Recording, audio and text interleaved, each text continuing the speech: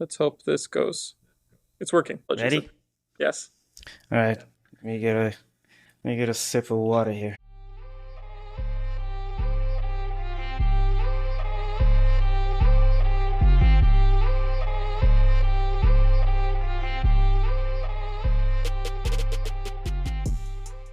All right. All right. We are live with yet another episode of the Creolish podcast. I am your host. This time I am your host. Swelly will host a different episode again. So hopefully you get to enjoy this one just as much. I'm your host, Edmar, founder and CEO of Creolish. And today I am happy to have my good friend, business partner, and a colleague in a really special journey that we're on right now. His name is Sam Rowe. He's our strategic advisor. Fancy title, man, here at Creolish. Sam, how you doing? I'm doing great. Thanks for having me on, Edmar. Awesome. Where are you dialing in from? I'm in Maine right now. If you hear sounds, it might be the ocean. Oh man, I should not have asked because I'm like in the city right now, and it's crazy hot out here, and I don't have any ocean nearby. Because if I did, I probably wouldn't be recording this podcast right now. But hey, here we are. You would have been forgiven. Yes, yes. But yeah, man, I'm excited for this one because we're going to be talking about a very current topic. Something that is this word. I don't know if I don't know if you can call it a word or an acronym or just this entity called AI and other stuff that's packaged into it. But yeah, I guess during this episode we're just going to be exploring, the importance of resourcing the language in digital technologies, right? And the challenges that we face with not only teaching a language to a computer, right? Something that has no preconceived notion of what a language is, right? But also the challenges that are more pertinent to languages like ours, the Criollo language, right? So, but before we dive into that, man, I want you to tell people about your journey with Criollo, because it's just when I first Sure. ran into you, my mind was just blown. So go ahead. Well, it's a great introduction, Edmar. I think this will be a fun conversation for a number of reasons. Firstly, because I think that we have a relatively complementary set of skills and perspectives we bring to the table. Edmar, you're much more technical, actually, fundamentally, than I am. But I spend all my days running a couple AI hubs here in New England and Boston, specifically Kendall Square, called Athos, and we have another location in Berlin. And so I pretty much spend every day on AI. That said, I do also spend a fair bit of time in Cape Verde. And to your question, Edmar, how that came to be, I had the honor of growing up in Boston area, whereas all of you will know there is quite a large Cape Verdean community, and having a close family friend that I knew since I was maybe 10 or so, who is a internationally recognized architect originally from Praia, who spent many years in Boston working with my father's company. He decided in 2017, after having been married in the US, to move home, to raise kids eventually, and to move back to his homeland. And that event set a lot of things in motion for me in my personal life.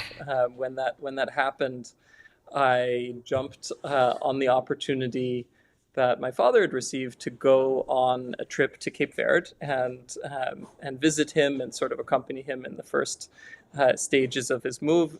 Partially because the original framing around him leaving was that he was going to leave the company.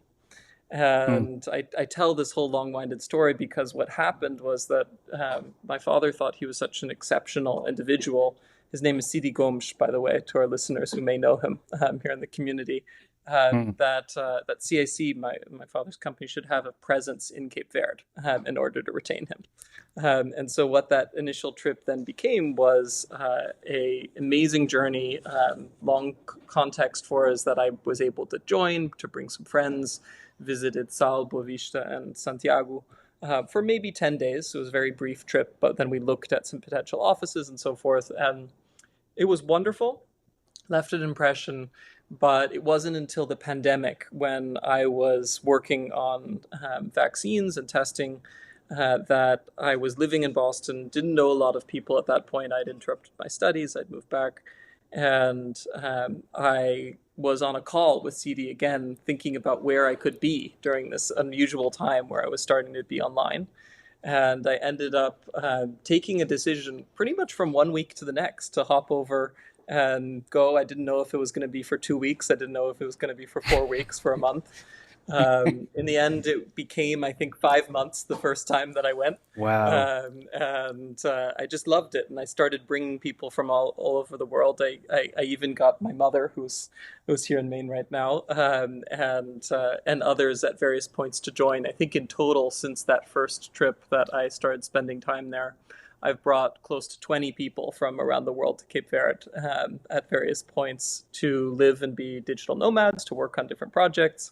And naturally, many of them have fallen in love with the country. Some are still living there, Oh, look at and that. have found local jobs and learned the language and partners and so forth. So my journey was really this gradual thing, and the place that I have ended up mostly is in Tarrafal, in Santiago, where I spent June. I'll be back in September, and in general, it's a place that has had such a welcoming, wonderful community that provided maybe a more of a dialectal approach to learning Creole, certainly, but one in which there was a very safe environment with some very nice friends that were able to teach me the language. When I arrived, I had Spanish, I had a little bit of Portuguese, and Hmm. somehow today now I can.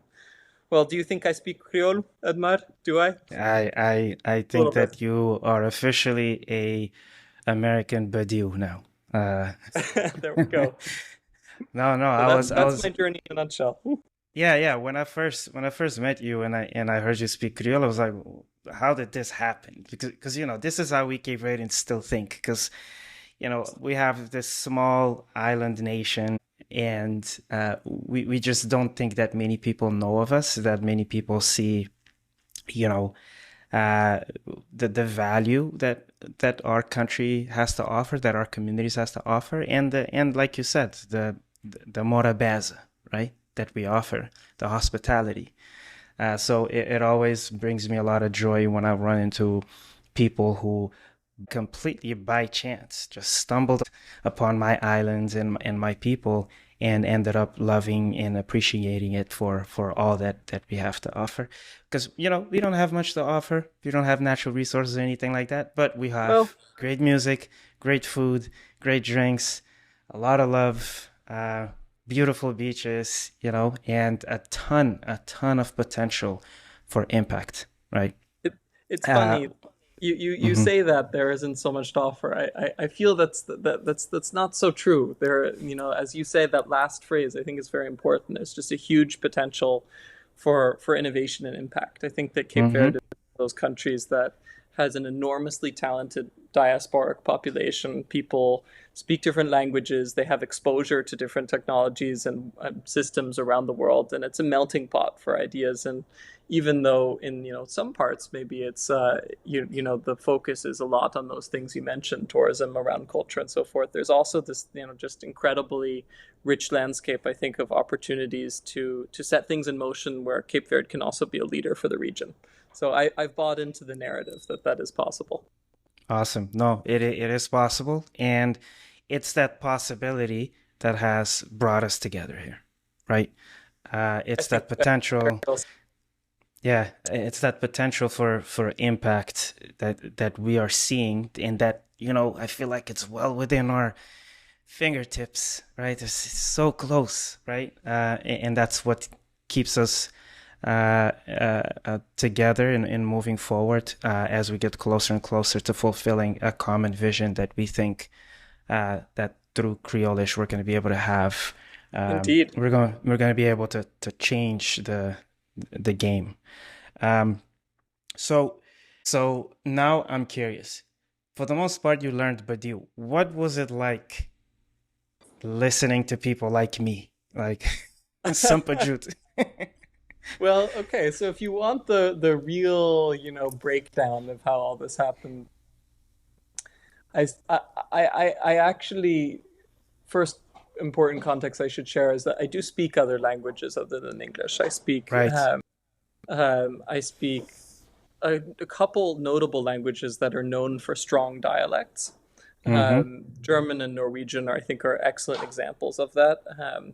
And for those listeners that may not be familiar with those languages, um, if you take a dialect from the far north and a dialect from the far south, to a foreigner, you might not be listening to the same language. But the truth is that all of this is a continuum, and I think that I've been very blessed to sort of have this exposure through other languages that I've learned in places that I lived, to have this kind of flexible mindset of, everything is a Creole. Everything is Creole, Mm-hmm. not just in the traditional sense where we say actually Creole languages are this early result of mixing between European and African languages. Of course, that's literally true, but I Mm-hmm. think more specifically, everything exists on a dialectal continuum. Traditionally, there is no French, there is no German, there is no Norwegian. There are just little series of different villages and peoples that happen to speak things that are adjacent and somewhat parallel. And so I think in my mind that's always been the case in many of the languages that I speak. And so frankly, I don't understand you as well as I understand people from Tarrafal. I don't understand people from Praia as well as I understand people from Tarrafal, but it's all on a continuum. Mm-hmm. And I understand even quite a lot of random Creoles that are in Guinea-Bissau and in places that I've discovered that. Did you know that there's this island called Annobon? Have you heard of this island, Edmar? Wait, where is this?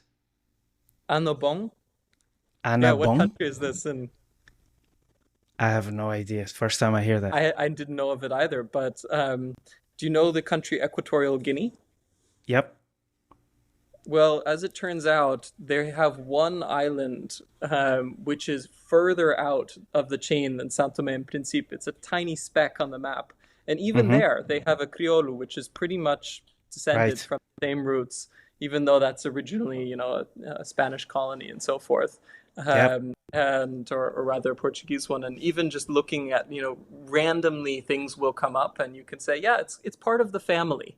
And so Mm-hmm. normally when I hear you speak or I hear Sweli, our president, speak, I'm thinking it's just all part of the same family of dialects, Gotcha. and some will sound this way, some will sound another way, and so my brain is always thinking, wow, isn't that cool? Isn't that cool that you can say something in a new way? And so my reaction is always just curiosity, interest, and then maybe minus 20% comprehension. Sam, I can't tell you how much I really appreciate that perspective and you sharing that perspective because this is exactly how I want my people to see this, right? I tell people, okay, I was born in San Vicente, raised in Sal, so all my life I've spoken Sampajut. But you know what? Badiou is also my language, okay? Just like Funana and Tabanca and Batuku are my music because they're part of my Mm, culture and my of course. identity. Just like Marna, which you'll listen, which you'll hear, and Coladera um, and all those other genres that you'll hear most That prominently you in the have up Northern north, Islands. What's that? that your northern music. Yes, my northern music. But yeah, no, I really truly appreciate that perspective because, we are facing some challenges, particularly in the educational and political sphere in matters pertaining to, giving the language the legitimacy that it deserves and recognizing it as an official language, perhaps alongside the Portuguese language. Mhm. And I think that part of the reason why it's been so difficult getting there is because a lot of us lack this perspective that you just presented here. That I Mhm. wish people just saw it as there's no, one variant that is more important or more correct or better than the other. It's all part of one thing. And, we should take pride in it because it adds richness to the culture, to our identity. It makes things a little more complex, but there's a lot of beauty in that complexity. I think that's well said. I think there is an interesting tension in this. I think that we end up discussing it a lot more than maybe anyone else, frankly, because we have a kind of a unique position in the dialogue around what the language will become, because we are inherently sculpting tools, both for education and for translation, that are going to represent a kind of cultural convergence if they are successfully adopted. Where ultimately, we may all feel that way, but we cannot produce infinite varieties of all of our tools. And so we've chosen to create courses in the generally speaking Barlovento variety and the generally speaking Sotavento variety Mm-hmm. of Cabo Verdean Creole, which I think is it was a great start. But even there, I mean, we are all conscious of the fact there are many dialects within that. There are dialects within Santiago. There are dialects, outside Cape Verde, from Papiamento to, as we said, to Equatorial Guinea and other places that are hopefully going to one day benefit from the types of things that we're doing. Mm-hmm. And at the same time, we do have to make these choices, which are inherently representing a kind of opportunity cost. And so, Mm-hmm. yeah, it's very, very core, I think, to the conversation we've had since we met each other, Edmar. Mm-hmm. How that gets handled and how that's been handled for other languages in the past. I think that was very much the origin of how we came to work together, was this conversation. Yeah. And by the way, we also met completely by chance, uh, because what? Okay, so you're saying the stars aligned. Sure, I'll take I that. I think our interests align. But yeah, I mean, me and you, we ran into each other because and I'll give Cassia a shout out. She's an amazing Shout out lady. here. That I sent a random message on LinkedIn, and we jumped on a call, and I told her what I'm working on. And as fate would have it, you went to her and you asked her if there was anybody working on something like we are here at Creolish, and you goes, "Oh yeah, talk to this kid here or this guy, whatever. I think I'm grown, so you can say guy." Um, and then it just so happens that that you're good friends with my cousin, allowed you. Allowed you Shout know. out to Allowed You and the creator of the ABSR Labs podcast, doing an amazing job there. Who Mm-hmm. then, Allowed You. Allowed You is like from Sunning Cloud. He's like that kind of guy. He just decides that he's gonna cook for us and bring us together around the table around good food, and so Yep. that we could talk about this mission that we are pursuing here at Creole.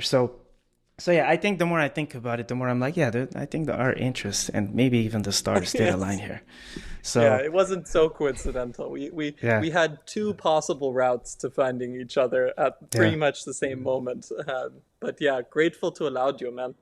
yeah, totally, totally. So now that we are talking about, recognizing each variant and making sure that they get, equal representation, because traditionally what you will see is that there's a lot more material in the variants from Sotavento in literature than variants of Barlavento, right? And I think that now would be a good time for us to start talking about and shining a light for our audience to understand, the importance of language data, Mm. especially in this day and age of AI, and why Criollo is sort of like Criollo and other languages, right? Other Creole languages are completely missing from that conversation and the implications that we have there.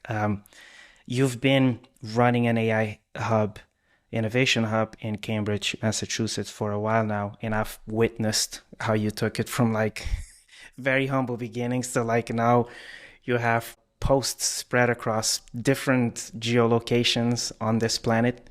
Love it. But as you think about, you've immersed in the world of AI ethics, all of this stuff. So I'm curious to know what you have, how you have sort of like thought about AI in terms of language for Criollo specifically, and any other Creole languages, from the standpoint of data and what we can do to bring things up to speed on this side. I love it. Well, this is, I think, really the core of some of the issue here that we're now starting to address, and why I was interested in working with you and with Creolish in general, is that I've wanted to move the conversation towards, instead of what would be the national consensus that is required, or the political willpower that is required to make Creole an official language, going and skipping that conversation and actually just saying what infrastructure is required, what digital services are required, what tools are required, what education is required, to enable that in the long term, such that that political conversation becomes a lot easier.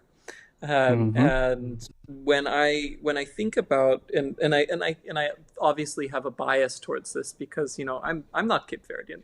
I don't really feel that I have a particular right to this conversation, and how it could be decided at a political level.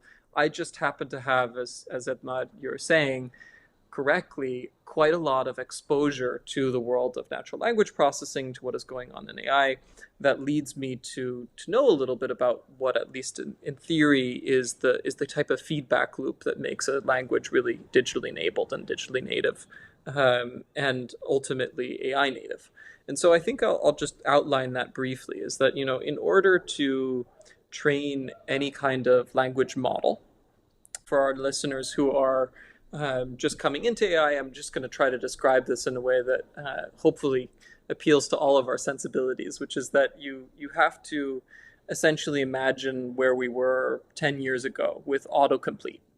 If you've ever used a feature on your keyboard or on email where you had the next word sort of highlighted as a prediction, or on your iPhone when you were typing and it said, maybe you mean that.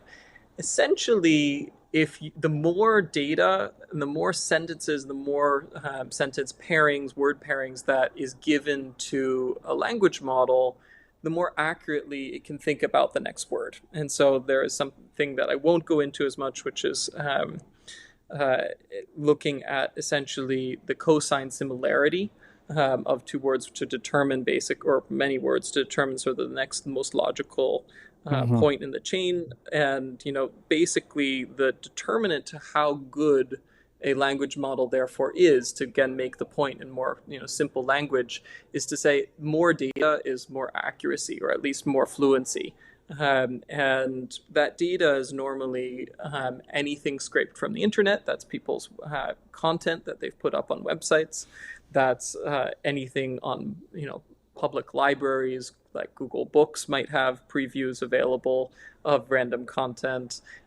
Anything that is out there that large language models have been constructed with, that foundational model companies have trained on, has essentially to date been kind of fair game. There hasn't been a lot of parsing of the privacy and sort of copyright rights, and now there are conversations about that since it's already been done.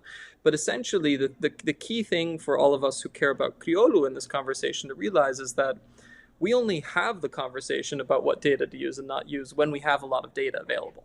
And we haven't even really gotten to that point because of a few things that I think are missing. Is that, first of all, we don't have a lot of the same social media enabled closed captioning and so forth that you would see being generated for English language media. Once Mm-hmm. you start to have speech to text models that can take content that has been produced by video creators, by content creators, and then start creating text out of it, you start to then create a very strong, very modern data set that is culturally conscious, that knows what's going on, that knows current events, that is taking from the news, that is taking from all of these different sources at once, converting it into text data, and then putting it into a format that can be trained on. And so when you don't have tools like speech to text, you don't have that feedback loop. And so when you have any of the accounts that probably you and I both follow, Mm-hmm. looking at what's happening right now in San Vicente, for instance, which is it's just a Right. terrible natural disaster. Right. One of the real world consequences of that is that we do not actually have that circulating in the internet in a way that has then been localized. So you can now search Sal Vicente, like storm or whatever else it is in English. You can put a lot into the internet. You're not going to get so much back because to the extent that the content is in Criollo or by voice or it's in Portuguese in text, this stuff is not interlinked. It's not been identified as necessarily Cape Verdean content, not all of it. There are lots of ways in which social media is tagging that data based on sort of the language and sort of the relevance to a certain area, which simply speaking is not yet the case for Criollo because it's not a standardized language that computers can read. And so to the extent that we care about, the language being preserved, not just, in our, communities of practice in homes and villages in Cape Verde itself, but also in the diaspora, it needs to have localization. It needs to have speech to text models for closed captioning.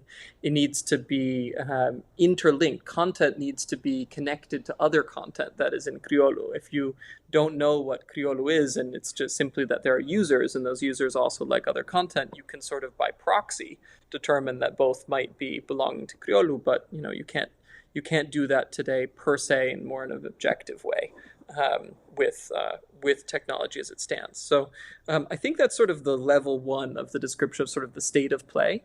And then going back to your question is like, where is data? Where does Criollo have really strong data today? So that's Yep. the question that we start asking ourselves. So the first, I might turn it back to you, Edmar, is like, um, we have an interesting approach to data collection internally, which is sort of a long-term play, which revolves around education. Mm-hmm. Maybe you want to describe actually a little bit of how it's helpful to be in the education space, and then maybe I can go into some other sources of data in Creole. Yeah, totally, totally. Yeah, first that was a really you did a really great job there, painting that whole picture. And I know there's so much more there, man. We could dedicate like 5 episodes to this topic or more. But thank you for condensing that and putting it into such a way that I think is going to bring a lot of clarity to the audience. Uh, here what we're doing is we're creating a platform that serves the purpose of data collection, right? The reason why we are at this stage, right? The reason why data collection is the bottleneck is because of what you said. So uh, we haven't been using a standardized form to write it, uh, and which would mean using the Alupec, right, the official alphabet. And I'm gonna keep spreading awareness of this alphabet because the more of us uses that alphabet, the more we can create standardized data that can then help us train these AI models that you've been talking about. Um, Yeah, go for it. I was going to hope, Edmad, maybe when you say it's a data play, I'm sorry to switch the interview on a little bit on you, no, but that's I fine. think you're such a key player in this. Because it goes back to the roots of like how you founded Creolish, actually created this platform for crowdsourcing data. Um, and um, Correct. and then there have been plays since then to create more loops. But maybe you want to Yeah. describe that impulse. Yeah, so the thing that's interesting is when I first started building this, I wasn't thinking about data collection. I was just thinking about creating a cool urban dictionary that people could contribute fun oral traditions and proverbs and things like that.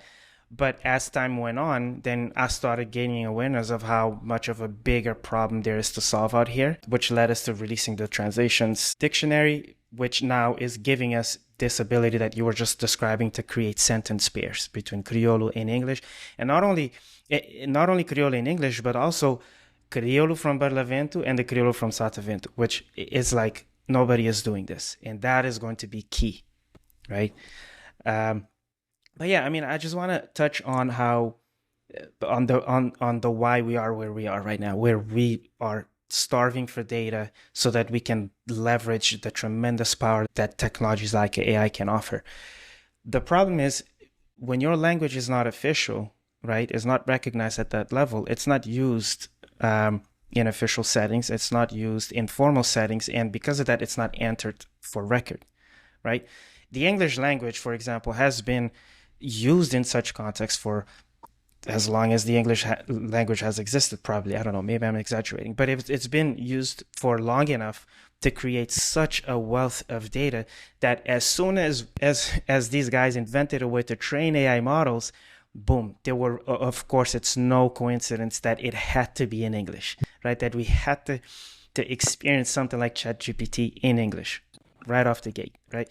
So, and I guess just to give people a sense of like how much data we're talking about here, I was doing some quick math, and the way these models are trained, they're trained using a number of tokens, and each token is like a word. So I would say that the first models of ChatGPT were trained in like as many as 100 billion tokens. So we're talking 100 billion words. And if you were to put that into perspective, if you were to print all of these words in like pages of a document, they would translate to approximately 200 or 400 million pages. We are nowhere near that for Criollo, right? And and that is why we're gonna have to get very, very creative with how we solve this problem in a timely manner. So let's get into that. Like, how do you do this in a timely manner? For those listeners who may have seen the movie The Professor and the Madman. Actually, Edmar, have you seen that movie? No, Professor and the No? Madman. The Professor and the Madman. Well, you should now that I've told you about it, given I'll our check given it our out. exploits. It's the movie that describes how the first English dictionary was built. It's Ah, an amazing movie. I believe Mel Gibson stars in it. Could be wrong about oh that. wait, Well, isn't this in the on Netflix? It came out on Netflix, right? A Um, few years ago. maybe it might be on Netflix now. I think it's older, and I think that the genesis of that movie is based around this. What I understand is a true story that it goes back to, and it's really about that process of many people mailing by paper definitions of words and as Wow. many possible spellings of those words, as many possible connotations of those words throughout history, in source material, in colloquial parlance, as possible. It took years. It took many years to construct this original dictionary. It hadn't existed before, to my knowledge, and it was a effort that we are in many ways now mirroring, which is one that is highly manual, relying on a lot of people to contribute through their, Mhm. cultural inheritance, taking the poems, the songs, the, any kind of text that they may have access to, sayings from their family, and passing them on into this database, which is very much, as you just described, sort of where you started, which, even beyond the idea of digital services, is a foundational task for any language. And fortunately, we're not alone in that. There have been other dictionaries created for specific variants. I believe, is it Manuel Deluche who has Yeah, Manuel de created Luz the Gonçalves. Gonçalves? Not a relative of yours, is he? Edmar? We're working on it because We're, it's not a coincidence that two people whose last names are Gonçalves are actually taking, they're going down the same journey but taking a slightly different angle to it. So we're working on it. We'll see. we're working on it. But just to say, like it's incredible that there are these projects from the diaspora, from the community, and lots of credit to each of them. Each time it happens, there is more data Absolutely. available. Hmm. The only thing is that, as you pointed out, we will never get there in time for Cape Verde to ride the AI wave if this is the only approach. Correct. Unfortunately, what is necessary is a level of data tagging and ingestion ultimately to be able to train a model that is far beyond those capabilities. And so Yeah. the path that I've been able to see opening up, which gives me a lot of hope that we are going to get there, is one that departs from actually the great strength of the Creole language, which is as a spoken and sung language, something that has an incredible amount of audio content out there in the Yep. world. Hmm. And so, if we think about how people are currently using the language, if we were to depend, as you said, on people using Alupec, we probably wouldn't get very far. And no, even if the telecom, which we have now talked to, um, and just for the record, so no one thinks the telecom offered us access to people's private messages. They certainly did not. That's, But just in the hypothetical case that they would, which is not yep. something they would do, we would still not solve this problem, Right. because we would only have a greater representation of the variations of writing, but we would not necessarily go to the heart of, let's say, something that could be so easily trained on. We'd still have quite a lot of cleaning to do, quite a lot of structuring to do with that data, and in our view, that's it's just this difficult approach. If for those of you who have seen the way that Criollo is written, just in everyday use around the country, it's not Alupec. We all know Not that even close. it's a small minority of people who are strictly adhering to Hmm. that kind of spelling, and most people are, however, speaking in relatively consistent ways, at least within their communities of practice. And so, if you go to Tarrafal, or if you go to Somal, or if you go to Praia, you will hear there are strong commonalities even within neighborhoods, within the ways that people are sometimes speaking, which is normal for any language. And And Sam, so, just so I tell people, just so people understand why it would be amazing if people wrote Criollo the same way. yeah, If we want to one day train an AI model that will give you something like, I don't know, very far in the future, a ChatGPT strictly exclusively in Criollo. The thing about how machines learn languages is, especially at the stage that we're in the world of technology, is they work to detect patterns and structure across text, right? So this is where consistency in writing would make that process a lot easier, because if you give it too many different variations, then it's not going to be able to give you a good language model. perfectly said. And so, one of the sort of the issues with something like ChatGPT today, because let's face it, ChatGPT does have some Criollo capabilities. It's not none. And we're very fortunate to see Right, that that's true. there is data out there. And in fact, when we've done some careful prompting, we've gotten ChatGPT to reveal use of our own data, which I think is a pretty beautiful sort of full circle thing to think Yeah. about, which is that to a significant extent, what a model like ChatGPT is currently able to offer is biased around the digital landscape that currently exists, which is a limited Yep. one. Yep. And the examples might be pulled from anything from our website to content that has been put out by the MBTA in Boston.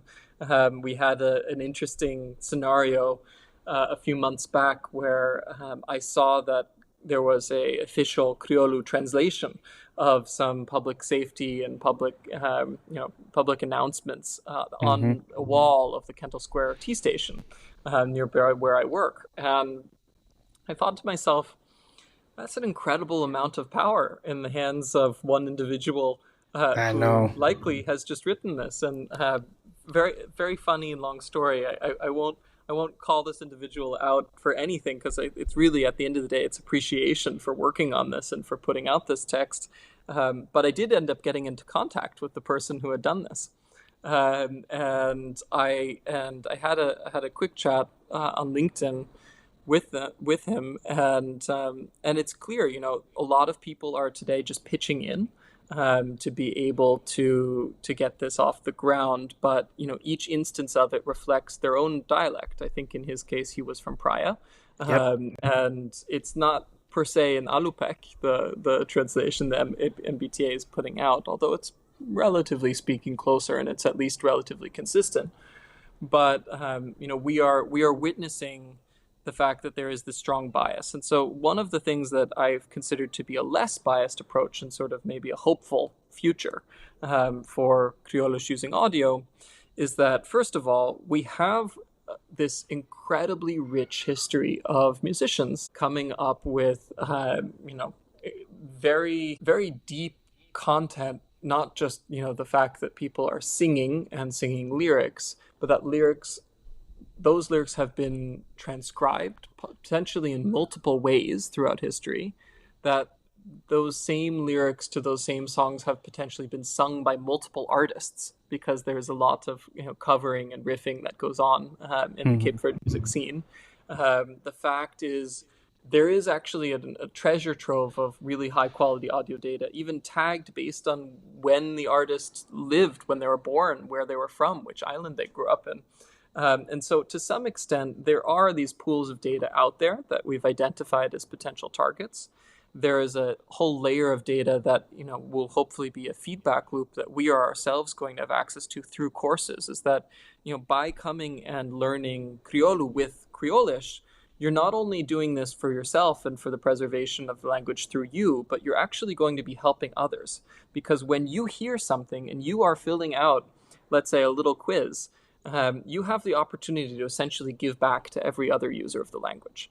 You have the opportunity through your own unbiased reality, either as a heritage speaker or just a speaker today, learning English or learning Criollo, one way or the other, to be able to contribute to this data set as it evolves. And in probably the purest way that we know, children, I think, are the absolute ultimate example, because they are the next generation of what the language will be. And so in many ways, our efforts in education, our efforts to find existing repositories of data and use AI tools, for instance, to strip songs down to just audio lyrics, and ultimately creating models that can go from that speech to text. All of this is possible. We met a young gentleman who was very kind enough to give us some of his time, and perhaps we may eventually be able to bring on to Criollish in some way. His name is Massimo. He's out of New York University right now, working in a linguistics lab, and had proposed that we, for instance, go from a audio data set to a standardized international phonetic orthography.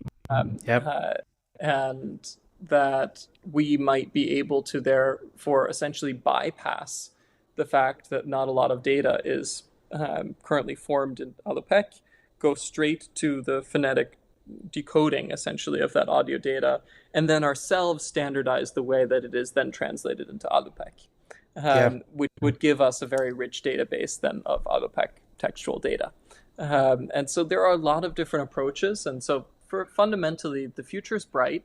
We haven't been able to do all of this yet, partially due to the fact that we do need resources. We do need folks who are talented and giving of their time, as we are, to go after this. And frankly, these pathways, and the more of them that we identify, from my side, I'm quite optimistic. I mean, I see that we will arrive on that.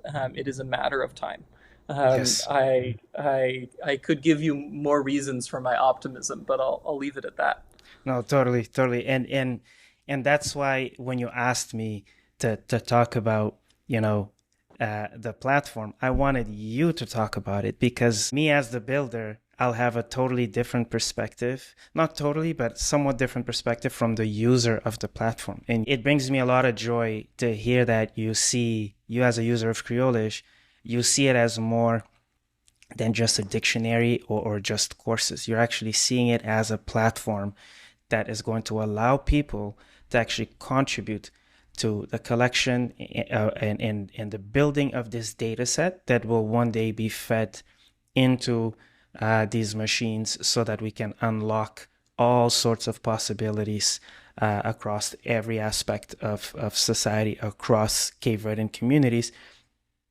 And then, of course, as we solve this for our Creole community, we will then provide that same sort of help for other Creole communities, because there are more than 100 Creoles in the world. And, there are at least 180 million speakers of at least one Creole language in the world. And it's amazing how, Creole languages, for the most part, they do stem from the same sort of origins, same background. And even in this day and age, of course, they are facing the same issues, right? The same problems as far as the power structures that emerge from all that's been said and done, that we are experiencing today. And so now you've put your finger on it. Now, I guess, how would we go about building these data sets, right, for our language? So we've been collecting Creole words. We have the expressions dictionary that people can contribute to. We have the translations dictionary that people make requests to, and every single one of these contributions help build the data set. But what about, for example, going back to that issue that you were talking about, the biases towards towards variants that we see in the community? So How do we? going back Yeah, to that, how do we enrich the data to the extent that we're able to discern one dialect from another? Can we boil it down to that question? yeah. So I think there are a number of routes available to us. As I said, some of them go back to existing sources of data.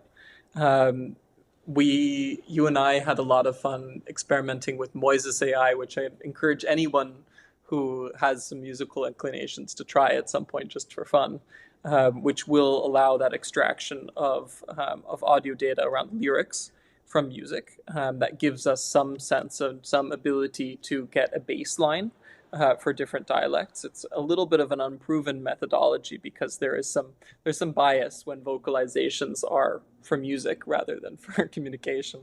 So singing is something that's interesting. Going into communities and doing recordings of standardized text and so forth, that's been sort of a methodology that has been tried in the past in other cases to be able to build ASR models. And I think a combination of those two things is probably going to get us towards our first solid ASR model. I think that, for those who are not familiar, that's audio speech recognition. That's taking Mm-hmm. speech and turning it into text.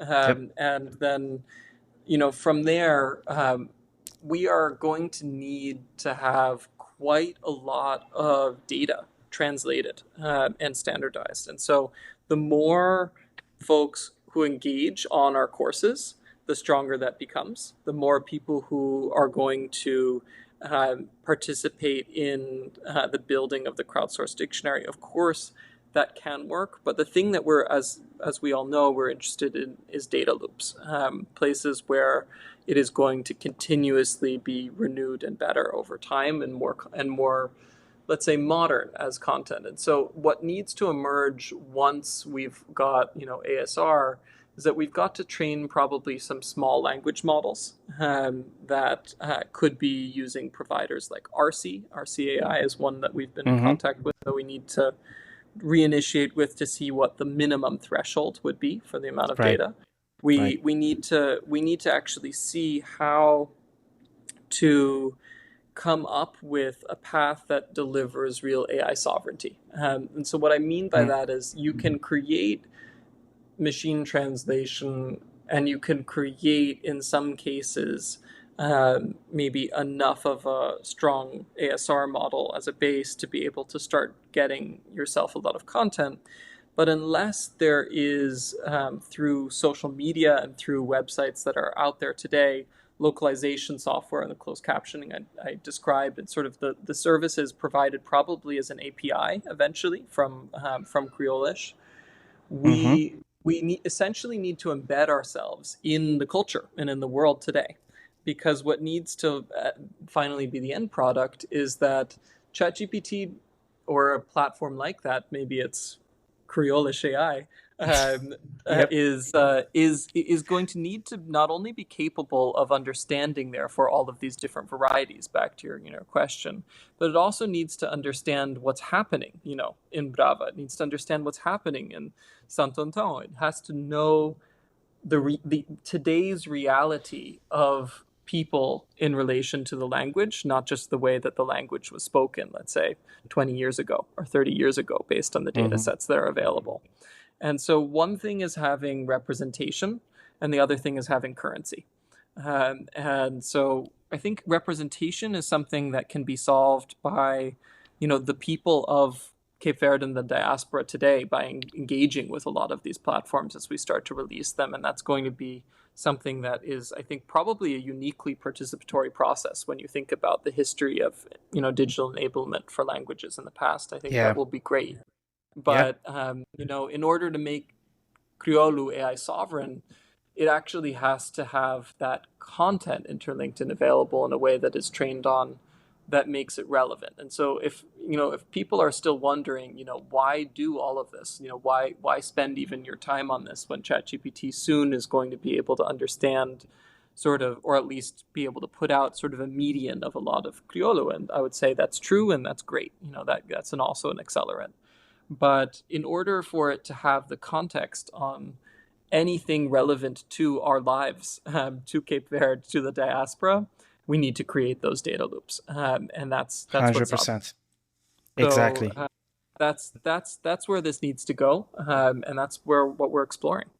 Yeah. And look, man, gosh, you're tapping into something that is like that hits pretty close to home for me, as a Cape Verdean born and raised, is even, and this is why I started this journey, is because I'm a native speaker of the language and I have the tech skills. So all of a sudden it's like, okay, Edmar, you need to do something about this, right?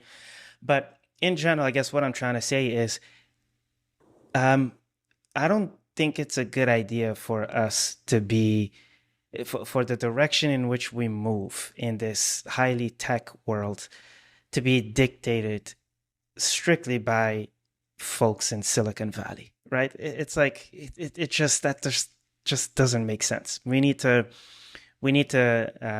not only take ownership of tech innovation for our country, and it starts with the language, right? With our culture. How do we represent ourselves in the daily technologies that we use? Because I don't know if you've read that book. It's called Technopoly by Neil Postman, and it's like this is what he talks about, is how we're getting colonized by technologies that are invented by these people who have been at the top of the hierarchy for the longest time, and these technologies are invented without our views of the world in mind, right? So it's like culturally devastating if we don't take ownership of this stuff, if we don't take control of these things into our hands. Maybe into that end, um, language is itself a technology in many ways. Yeah. And so going back to that very idea is that the technology, the techno-linguistic landscape that Cape Verde has inherited as a former colony is one that is still needs to be decolonized. In a lot of ways, Portuguese and the ways that it has embedded itself in the culture is, on the one hand, it's part of the origin story of Cape Verde, and of course, it's, Mm-hmm. Portuguese is a wonderful language, Yeah, it but is. it's not the native language of the people. And what ultimately will start to then again create that sense of cultural sovereignty will be, to your point, a technology that is native. Yep. And so, it takes people like you, Edmar, who decide, even though you're working for Zoom, I'm not going to move to Silicon Valley and, do this. I'm gonna stay close to my community of practice. I'm going to use my Of skills to course. start to solve these problems. So, um, we're so lucky to have you. Well, thank you. I think it takes a village, as we say Yes. in the African proverb.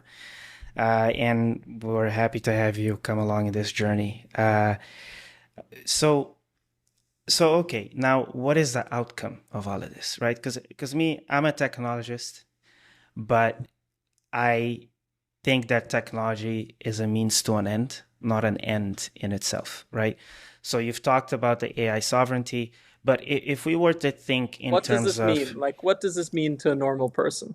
right, well, what does this mean to our society in general? What is going to be enabled? What parts of society will all of a sudden or over time start functioning a lot better as we secure AI and in general, generally speaking, tech sovereignty? So as soon as machine translation and AI become increasingly enabled for Criollo and for the Cape Verde context, and the context of the diaspora, that means both the language and then also everything happening in relation to that language that is relevant. We will start to see things in the tourism world, for instance, change. I think this will represent actually a huge boost to what is already a burgeoning tourist economy, but in a way that is a little different than it's been carried out up till today. You start to see that more people who are living in Cape Verde today, who grow up speaking Criollo, who maybe speak Portuguese, who don't have the same level of access or exposure as someone living, for instance, in Sal or Boa Vista might to foreign languages, that those people through machine translation will have a lot more access to be able to provide services, both online and in person. You'll see that tourists are able to go straight into Criollo rather than via Portuguese or anything else when they are learning and translating content from websites as they're planning their trips, and probably accessing a lot more community-based tourism rather than mass tourism via resorts that have hired people that speak English and Dutch and French and all of these other languages to go out and make their platforms available that way. There will still be a certain amount of that, but you will see that access increases, I think. You will see that education becomes more native. I think this is Hmm. something that is without a doubt. We will see that there, maybe it's not going to happen immediately, but there needs to be a consensus that, well, Portuguese is a more of a global language, yes, but for children, it doesn't matter what a global language really is. It matters that they are receiving education in the language that they speak at home with their families. 100%. Uh, so we will see that becoming increasingly possible in terms of translation and enablement of educational materials. That people, if they are going to learn another language, be that Portuguese or English, that they have the choice to do so from a place of comfort and stability with content that it has a point of departure and a point of instruction in Criollo. Hmm. And that, when you are going to the hospital, and that when you, even in the diaspora, have communities of people that are primarily Criollo speaking, the education, the treatment, the medical translation services eventually, even though that's a highly regulated field, Hmm. can eventually start to become comfortable with this as a standardized language where even for insurance purposes, they are comfortable with delivering care. And ultimately, care that is delivered in a native language, we all know, is better care for the patient at least. 100%. Oh yeah, this is pretty much I will say scientific fact. You receive care in care, education, any public service in your own native language, automatically the quality of that services of those services increase by orders of magnitude. I would even speculate. Yeah. Um, And then the final one I just wanted to call out was that we had as a goal, as an outcome at some point, and you accomplished this, Edmar, was that we said at some point, we want to shift the dialogue in politics to be more a dialogue that happens in the language of the people. And we saw in at least one of these gatherings you were at with the president, I think last year, mhm. just that happened. Yeah. That we were able to get a speech from the president address to a crowd in Criollo as the first language of resort rather than some sort of backup. And I think that in general, what we will see hopefully as an outcome is that by enabling all these services in different parts of the economy, by enabling you to do business loans and contracts eventually in a way that is legally binding in Creole language, you start to develop then a corpus of the civil society that also enables politics and everything else to now converge on a point that is accessible for everyone. Exactly. And here's one thing that I want to throw out there for everybody to think about, right? Me being born and raised in Cabo Verde, and I don't get tired of repeating this over and over and over, right? Because I really want us, our community, to start thinking with this particular mindset. You know, I was told as a kid back in the islands that if I wanted my life to amount to anything, if I wanted to secure the best opportunities in education, in the job market, learn English. And you know what? I learned English and it did give me those results. But now we're at a point in this journey where I'm like, well, what if I didn't have to learn English?